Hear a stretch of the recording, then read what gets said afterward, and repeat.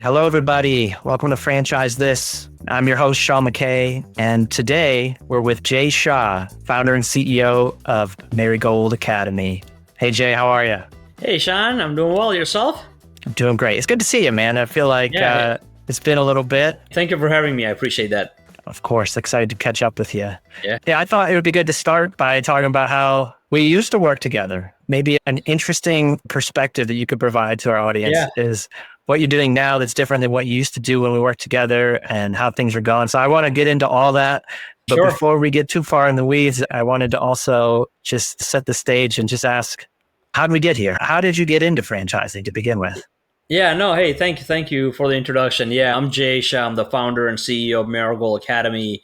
So Marigold Academy is a childcare franchise. We cater to children from 0 to 5 years old until they're ready for kindergarten. So if you have heard of Goddard or Primrose, Kiddie Academy, those are some of our national competitors. So we actually got into the business back in 2019, and it was truly influenced by our own children because we really wanted to find this specific kind of care for our children that really was a home away from home for our kids.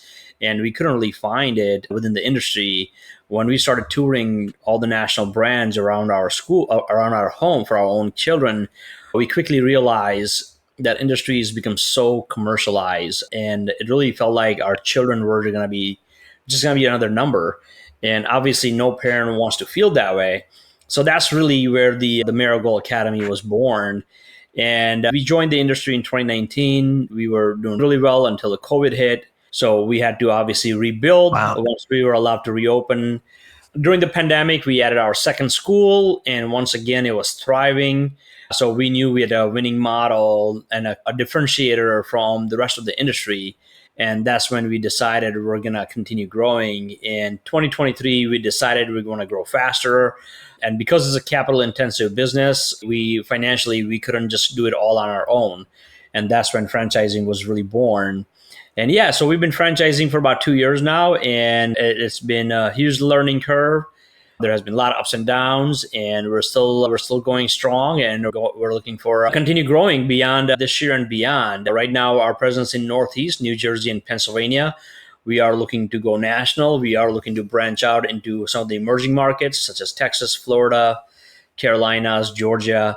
So we have a pretty strong pipeline, and we're looking to continue growing. Yeah, that's awesome, man. And I think I always find that a franchise that's born out of a need that's real and deep and emotional, and Yeah, also a personal passion, those businesses seem to succeed the most. And so it yeah. sounds like you said, you created this because you guys had a need. I know it was truly born out of necessity. 7 years ago, I wouldn't even have thought about being part of early education, childcare, and here we are. And we found our niche. We found something we're truly passionate about, and we know there's a huge demand for high quality care. So this really checks off all the boxes we're looking for. Awesome. Yeah, I know with us, we kind of mirror the same experience in terms of finding care for our kids. I have two kids, and it was like choose between the commercial big box locations Yeah. or the weird lady down the street that's got 20 kids in her house. So it sounds like you guys have found a way Yeah, to, we blended the two models where you can still have 7,000 to 8,000 square foot school, but not lose that intimate partnership between teacher and the parent. So we're still maintaining that core of what you would get in a small, very intimate daycare, but in a larger setting, and that's really our mission. that's awesome, man. Yeah. Yeah. And you know what you said about emerging markets too, there's always these people that talk about franchising and they miss out on these big market opportunities because they're too late to the game. Like, Mhm. it's too late to open a massage envy because they're just looking to fill their existing locations. Sure. But with opportunities like what was Marigold, there's truly somebody could pick almost anywhere on the map that you guys are able to franchise and find success. I'm sure there's just huge markets available for this sort of thing, and there's not the competitors that you would expect yet. Yeah, our market is a very stable and sustainable model. When you think about some of the larger brands who grew really quickly, a lot of them, it's a fad, right? So it's hot for a year or 2 years, and then after a few years, it fizzles out. And Yeah, franchisees who get in early, they end up holding the bag, which is quite unfortunate because you put your life savings, you put your heart and passion in it, And then over the course of a few years, things start coming down. That's the one thing. That's one of the reasons we chose this model, is because childcare is here to stay. It's been around for many decades now. More and more parents need childcare. More and more families have dual income now. And there's not only there's a huge demand for childcare in general, but there's a huge demand for a high quality care. Parents, affluent parents who can afford to spend $25,000 a year in a childcare, they're looking for premium experience, right? Because they're working, they're busy, Absolutely. so they want to make sure their child is growing, developing in a nurturing environment, and really getting ready for kindergarten readiness. And so they're looking for a place where they can call it a home away from home, so they can be at peace when they're working, but also make sure that child is developing and growing and hitting all the milestones and getting ready for elementary school. Yeah. And that's really where we thought we had found a strong model. Yeah. Who doesn't want the best for their kids? Yep. That's Yeah. Yeah, right on. Okay. Obviously you have a winning model. You have your own corporate locations that have been succeeding. You made it through COVID. Things are going well. But along the way, I know a lot of our listeners are interested in franchising, or maybe early stage franchisors, and they're still going to make some mistakes. Is there any mistakes that you made that you feel like you could share that maybe would help somebody prevent falling into the same trap?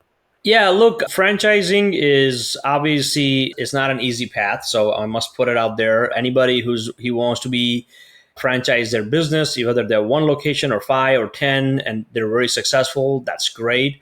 But franchising is completely different. Now you're looking for investors, you're looking for operators to come in and believe in your passion and your vision, and put everything on the line. And of course, they're expecting a similar level of success you're having.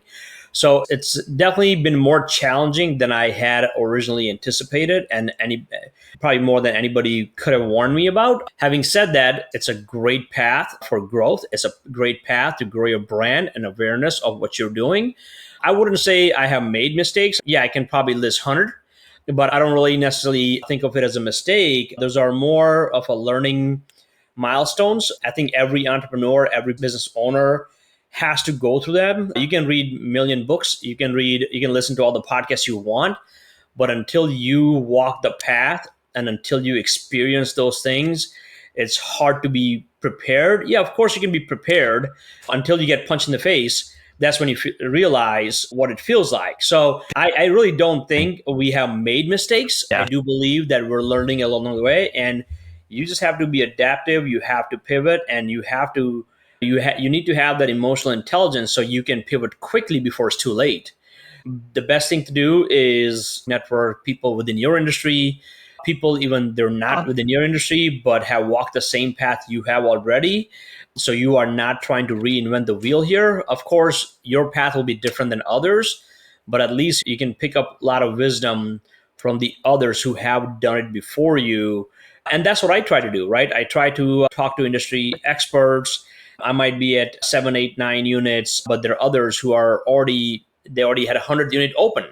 Took them a long time to get there, but they got there, right? And they can feel your pain. When you talk to them, they know, yeah, I can resonate. That's exactly what we went through, and this is what we did to get to where we are today. So learn from the others, to talk to industry experts, surround yourself with mentors and coaches. Everybody needs a mentor. Everybody needs a coach. I don't care who you are. Bill Gates has a coach. So I think that's a way to think about it, instead of thinking about what mistakes I can avoid. Instead, think of it as, how can I prepare myself for things that I haven't seen in my life yet? That's the way I approach it, honestly, because I'm probably going to make a ton of more mistakes between now and, I don't know, until I drop dead. And the thing is that it shouldn't come as a surprise. You should be prepared for it, instead of getting knocked down and not being able to get back up. Everybody I've interviewed so far has had a similar response to this question. And I think that's maybe a unique quality of an operator, an entrepreneur, is that these are mistakes, they're stepping stones, they're challenges that we learn how to overcome and avoid going forward. And I think it sounds like, though, with you found some success with networking. Yeah, look, like I said, I meet a lot of industry people. I spend a lot of time making new connections, talking to them. For me, that's an investment. I'm investing in myself when I talk to people who are very influential, people who have done what I'm trying to do. And what I learned is that most people, not only in a franchising industry, but in general, are willing to help, right? Because they're willing to pass it on. So the knowledge and wisdom that they've gained, they're more than happy to pass it on to others. So when they see a genuine effort, it doesn't matter how busy they may be in their lifetime, they're going to find a way to help you. They're going to try to find a way to leave you with some wisdom so you can grow. And that's been my experience. I've been very fortunate that when I connect with people, whether it's on LinkedIn or through other channels, I get a very positive feedback, and I come across a lot of people who just want to help, right? Yeah. Even though they might be a CEO of a very large company and their time is very limited, I still found them to be very receptive to the idea of helping others along the way. That's more true than we all realize. Like, just ask, just reach out. I mean, Yeah, I've had people come up to me and email me cold or LinkedIn me cold about just leaving college and wanting some sure. advice, or being a couple of years in the industry and need some advice. And Yeah, I don't even bat an eye at spending an hour helping somebody out or giving some free advice. So sure. yeah, I'm with you, man. I think that's great. And that's one of the reasons we actually launched the franchise concept, is that it's not just about growing Marigold Academy, but I come across a lot of countless individuals in my lifetime that are truly passionate. They're very energetic. They're achievers, and they want to own their own business. They're doing really well in a corporate world, but they really want to establish something on their own so they can build a legacy for their family. And they just get hung up and they just get paused because they don't have the proper support system. They don't have Yeah. somebody showing them the path. And that's part of the reason Marigold Academy franchise was born, to really help these prospects, the aspiring entrepreneurs, with that daunting task ahead of them. So we try to be that bridge where we can take people from where they are now to where they want to be in terms of the business ownership. Along with all the support that we provide through the franchise development, the objective was to provide them support so they can achieve their dreams. And in the process, we're achieving our dreams. Yeah. Yeah. I mean, what a win-win. And I think the support that you offer directly relates to the longevity of a franchisee. Mhm. So, you get someone in the seat, and if you let them flounder too much, or you forget about them, just like you said some daycares do with the kids, is they just treat them like a number. Some franchise operations are run that way. The franchisees become another number in the system. So, Yeah, no. yeah, If we ever get to that point, I have failed miserably. I yeah, would say that. For yeah, me, when I think about bringing on board a franchisee, like I always tell every franchisee before they sign the agreement, this is a marriage. We're gonna be together, working together for a long time. That connection has to be there. That trust and support has to be there. This is not about making a quick buck. This is yeah. about building a very long-term relationship that can go on for next 20, 30 years. And ultimately, we're all building a legacy for our family, our kids, and something to pass on. That's unfortunate that after a certain point, the brands become that way. And it is my sincere hope that we never become that. You don't have to be. Yeah, I think it's a choice at some point. Once you sell to Right. private equity, it's right around there. So, Yeah. all right. Well, let me ask you my next question here. What can someone do who's listening, maybe just starting their franchise, someone who, maybe doesn't know the process yet? Is there anything that you learned along the way that can help them skip the scars, but learn the lesson? Is there anything a pitfall they should avoid, or Yeah. really good advice that you've been given that you found to be true? Yeah, I think the best thing to do is get. I think that is the best thing to get the scars, because that's the best learning you'll have. But School of yes, you hard can knocks. avoid it. But you can avoid that. You can prevent that. Once again, talk to the industry experts. Right? If you're in a roofing business, reach out to people who run roofing companies. Right? There are brands out there, franchise brands. Reach out to the CEOs or whomever, and start talking to people. LinkedIn is a very, very powerful tool if you use it the right way. If you're gonna use it to try to sell something or harass people while sending them messages, it's not gonna work. But if you come across as a genuine person who wants to just learn and help, there's gonna be people who are gonna open their doors for you. So that's the best thing to do. Talk to industry experts, right? When we decided we're gonna own a daycare center, we knew nothing about daycare. I knew nothing about childcare whatsoever. I came from a different background, Yeah. and I literally started talking to daycare owners. And to my surprise, a lot of them were willing to talk to me. A lot of them were willing to help me and educate me about the industry. And that due diligence I did probably for about a year is what gave Oh, me the wow. confidence that I can actually be in a daycare. And that's exactly what I did. I got into business. I learned the business. You got to roll up your sleeves, put in 60, 80 hours a week, every single week for the first 6 months to a year, learn the business, because that's going to save you a lot of headache in the long term. So sooner you learn the business, sooner you get your hands dirty, faster you'll get there. And same thing with the franchising. When we decided we're going to franchise, we knew nothing about franchising. And that's when we hired experts. We hired consultants to help us launch our brand. They help us with our operations manual. They helped us with the drafting our franchise disclosure document. And even that was, in a way, it was a huge help and support to get us ready for launching our franchise concept. It was nowhere near everything I needed to know Right. to, that's becoming a franchisor is one step. And now selling it and supporting those franchisees is a completely different animal and a different task.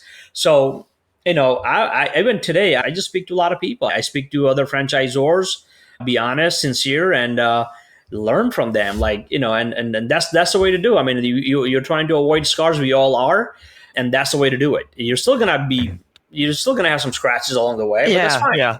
But the best way to do is prepare yourself, and the only way you can do is talk to people who've done it before. But you mean franchising isn't super easy, Jay? Super easy, man. It's super easy. Yeah. Yeah, I'm only working 90 hours a week now. Yeah. You're right. All right. No, franchise. Look, man, it's the best thing I've done in my life. It's by far the hardest thing I've done in my life, Yeah, and it's man. probably, I'm pretty confident it's going to be the most rewarding thing I've done in my life. I think that's true. Earlier you said it's harder than anyone probably could have told me.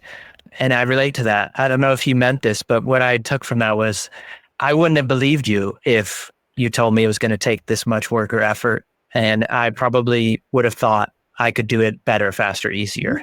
Mm-hmm. Maybe a character flaw that a lot of entrepreneurs seem to have is I think everybody feels that way. Yeah, I think everybody thinks I can figure it out. I can figure it out. I can learn from others so I don't make the same mistakes. And most likely you'll end up making the same mistakes. But it's okay. You were conscious about that coming your way. Yeah. But no, look, it's a learning curve. I think we all have to go through it. That's a good point. Do you have any opinions about franchising that is actually counterintuitive or maybe different than the advice that you've been given by some folks? Look, franchising in general is very expensive, right? So I don't think financially I was prepared for that. And that's not going to come from consultants, because those guys, they mean well, but they're also running a business, right? Yeah. So their job, they need to advise you in order for them to make a living. But nobody had advised me that this is what it's going to cost me. This is how expensive it can get, how difficult it can get, how many people and support team I'm going to have to hire before even I start making a dime, right? And that's something I wasn't ready for. That wasn't something I wasn't prepared for. So again, you learn along the way, you pivot and you figure it out. But at this point, we have an entire support team in place, which is a huge cash burden, and we haven't started collecting the royalty yet, right? So we're front loading our support team and for the anticipated growth. So I think that was an eye opener for me. Yeah. That is going to be probably 10 times what I thought it was going to cost me. Maybe more. Who knows? I haven't even gotten there yet, so I don't even know how much more is gonna be. But that's the one thing. And again, you can only learn that by talking to others who already done it before, and even then, their road journey, unbiased advice. Right? There's depends on who you talk to. You want to hear the unbiased advice because that they're the ones going to give you the honest opinions. And believe it or not, somebody had warned me about what I just said, and of course I took it seriously. I listened to it. That person's still my mentor, by the way. But until I went through it, now it resonates a lot better what that person had told me 3 years ago. It didn't click the same way as when it comes out of your pocket. Exactly. Like you hear the words, you see it, but until you go through it, it's like having a baby. People tell you everything about having a baby until you have a baby, and you got to wake up at 3:00 in the morning to feed the baby. You just don't understand what you're getting into. So it's like that. But again, it's good to have people like those around, so they can keep you grounded. That's true. Very true.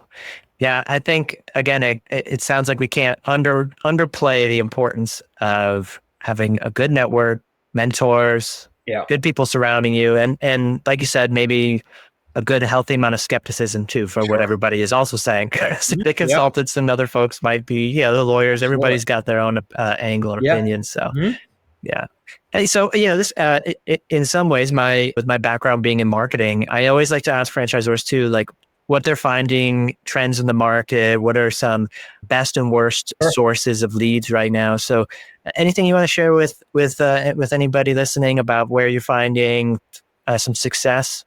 Yeah, look, I think it can be one thing. It has to be a little bit of everything. That's what Mm, we have learned over the course of last 3 years. So obviously, probably the most expensive and way of getting your name out there is through paid stuff, whether it's social media, whether it's paying the brokers, whether it's print and media, whatever it may be.